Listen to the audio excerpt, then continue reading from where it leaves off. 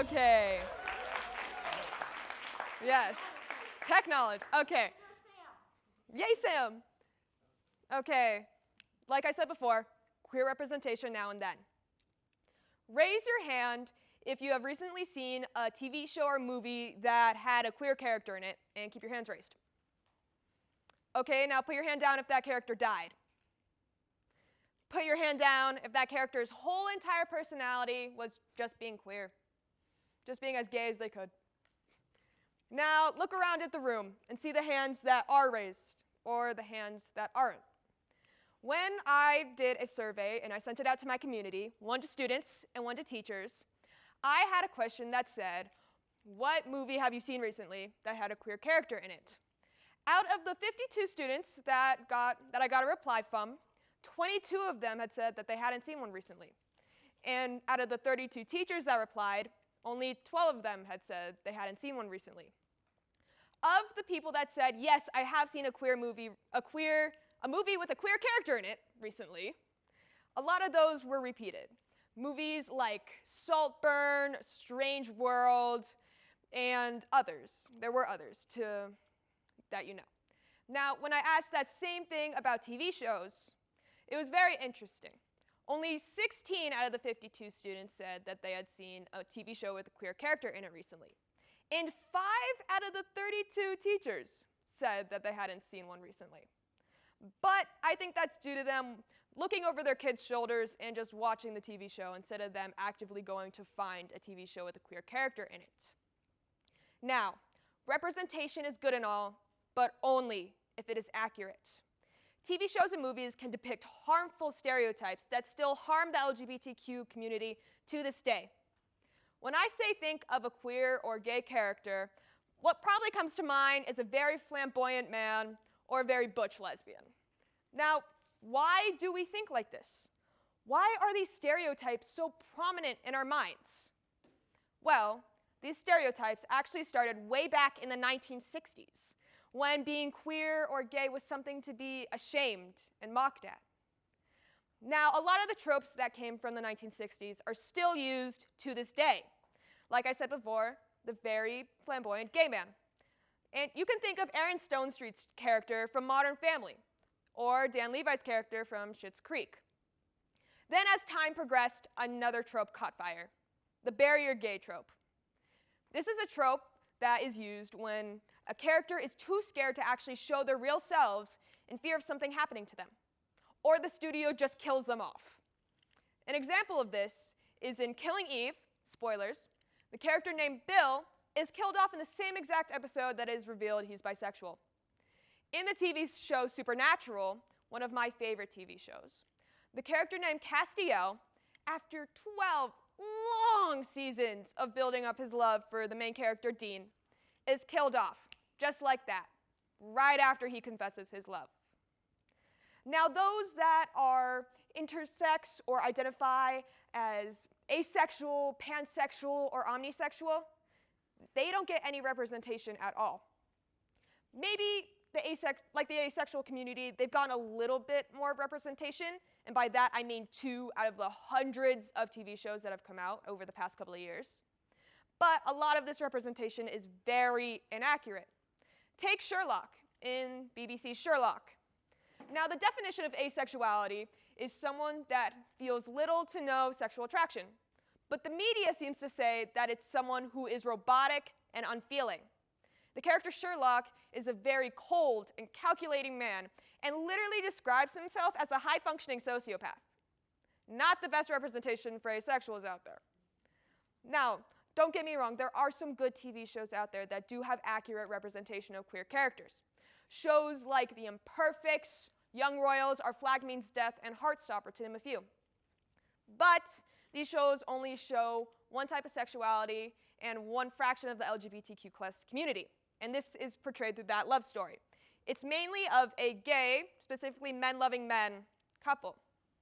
I wish there were more shows that showed more of the LGBTQ+ community, like the show Imperfects, where one of the main characters, who is an asexual, is, at the very end of the TV show, has a romantic relationship. Yes, asexuals actually can experience romance. Or in the show Our Flag Means Death, a non-binary character that is legit one of the coolest characters in the whole entire TV show. It's like producing companies are saying, well, we've represented a fraction of your community. You are welcome. Be grateful. Now, I wish that these TV shows would just spread out and use more than just one sexuality, because there's literally a rainbow, pun intended, of sexualities and gender orientations that one can choose from. Now, books are a whole different category. When I was first figuring out my gender orientation, if you can't tell by the shirt, I hadn't really seen or specifically read anything that had a character going through the same things I was feeling, as someone that was confused about why they were feeling a certain way. Because a lot of authors will not write about queer characters at all, and if they do, a lot of times, again, it's very inaccurate. So, I was at Barnes & Noble one day, just perusing the shelves, and I saw a book. There we go, Ace is Wild by Amanda DeWitt, a heist. This book is about a group of teenagers that break into one of the most popular clubs in Las Vegas. And for the romantic interest, it is a non-binary character. Yes, this was still proper English when I was reading it. No, the pronouns did not get confusing. This character was funny and relatable and helped me so much when I was figuring out what I was feeling on the inside. And also, fun fact, this book is the only book that I own or have ever seen anybody else talk about that has a non-binary character as the main love interest. Now, if you are looking for diversity, and not just queer diversity at that, I would steer you towards the amazing Rick Riordan, who is the author, if you didn't know, of the Percy Jackson series. His books have accurate queer representation and have plots that just draw you in. When I was in 8th grade, and feeling those feelings of why am I like this, I was reading House of Hades by Rick Riordan, where, spoilers, Nico D'Angelo comes out as gay. Now, I was definitely surprised at this. Not just because of the reveal, that was shocking, but because I didn't know a character could actually do that. Then again, when I was in one of my 8th grade classes, one of my classmates pulled up a chart of all the genders someone could identify with. Even though this person was making fun of a lot of the gender orientations, and that is a whole different problem, I was surprised again. I only thought you could identify as male or female, so to find that that wasn't my only option was an eye-opener. Now, imagine with me that you are someone that has naturally green hair. Your friends don't have green hair, nor does anyone in your family, but you do. I mean, you know that there are other people like you out in the world, and that it's statistically impossible for you to be the only person that has green hair. But you've never seen or read anything about a character that had naturally green hair in it, and it just makes you feel like you're some sort of fluke. Like something must have happened to you when you were a kid to give you this green hair. Now, fast forward a few years, and you are now able to access more of the internet and are able to do some research, trying to find a character that has naturally green hair. Well, when you do search it, some things come up, but it's not available on Amazon, or it's way too expensive, or it just says out of stock or non-existent. So one day, you're at a bookstore. If you can't tell, I really like books. You're at a bookstore, and you suddenly see one of those books that you happen to come upon when you were researching. So, of course, you buy it, and you start reading. You finally get to feel that connection that a lot of us feel when you get to relate to a character. It makes you feel seen and gives you that little bit of confidence that you aren't alone. Now, replace having green hair with being queer. I had the feeling something was wrong with me for my whole entire life. My first crisis happened when I was in 8th grade. I was in my human development class, and I just didn't understand the need to have sex. I just could not wrap my mind around it. Then, my amazing human development teacher said something about asexuality. Asexuality is when a person feels little to no sexual attraction, like I said before. I was shocked at this. There was finally a word to describe what I was feeling since I was in elementary school. So a little later in life, this was a few years ago, I decided to come out to my parents. So this is when I finally figured out what my gender was, non-binary. You know, I did some research, a little bit more research, and then more research with a social media break in the middle, because you know I'm a teenager. So when I finally decided on that term, I wanted to come out. But I was terrified. You never see anyone coming out as a different gender. It's always someone that's gay or bi. My hands were literally shaking. Luckily, my amazing mom, who's in the crowd, respects my pronouns and uses my preferred name. I just wish I had some sort of example of someone coming out as a different gender or feeling the same things I felt when I was younger. I mean, I had to create a whole entire 10-step plan to make sure that I could come out safely and in a way that I wanted to. It was just a crazy experience altogether. Now, I think most of you are wondering now, well, your title is queer representation now and then. So what's the then part? Well, everybody, did you know that in ancient civilizations, they had more they had more queer representation than we do now in our current day society? I wonder what that says about us.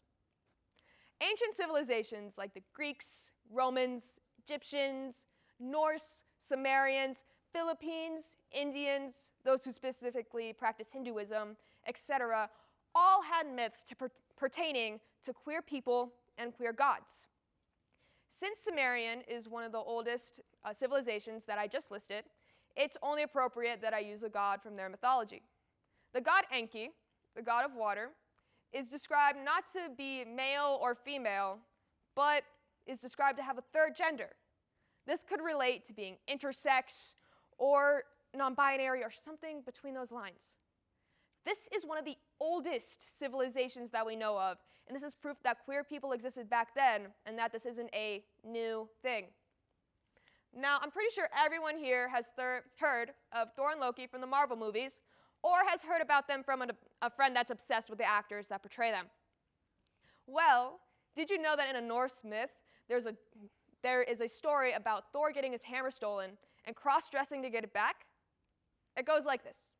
One day, the frost giants steal Thor's hammer, Mjolnir, and say that the only way he can get it back is if one of the frost giants gets to marry Frigga, the queen of the Norse gods. Frigga did not want to do that. She was happily married to Odin. So Loki says, well, Thor, why don't you go disguised as Frigga? That plan will, of course, work. And it did. I don't know how. They don't look anything alike. So Thor got his hammer back while dressing in drag and looking amazing. And speaking of Loki, did you know that he is gender fluid and bisexual? This means that Loki can identify as a man, a woman, a horse, and still be attracted to both men and women. Now, another myth about ancient civilizations not being so strict about gender is from the Hindu myth about Shakandi. Shakandi was born a girl, and then when she was a little older, one day met a yaksha, a genie of sorts, and asked this yaksha, hey, can I exchange my gender to, be a guy? This yaksha said sure, and boom, Shakandi was a guy and went to go fight in one of the wars that was happening. And he remained that way for the rest of his days, which wasn't very long because he died a few weeks later because, women didn't really get sword training back then. So, and then there is the Greek god Dionysus. Dionysus is the Greek god of revelry and wine, and also is described to be presenting as male and female while taking on male and female lovers. When Dionysus was small, he had to dress more like a girl because he didn't want to lure Hera's wrath. She had this nasty habit of killing off Zeus's kids. Then, as Dionysus got a little bit older and Hera just started to tolerate him, he didn't necessarily stop dressing like a girl, nor dress more like a guy. Dionysus here is a pansexual and genderqueer icon. Now, there are a lot of myths, especially in Greek mythology, pertaining to same-sex relationships, or heavily applying someone that is has feelings for someone of the same sex or is in a same-sex relationship. You can think of the myth of Callisto, who was the first ever main character lesbian main character in Greek mythology that has been recorded. Or the Iliad, Trojan War, and the story of Achilles and Patroclus, two tragic lovers that have their tale beautifully told in Madeline Miller's book, The Song of Achilles. I highly suggest it. It is amazing. You also have the goddess Nephthys from Egyptian mythology.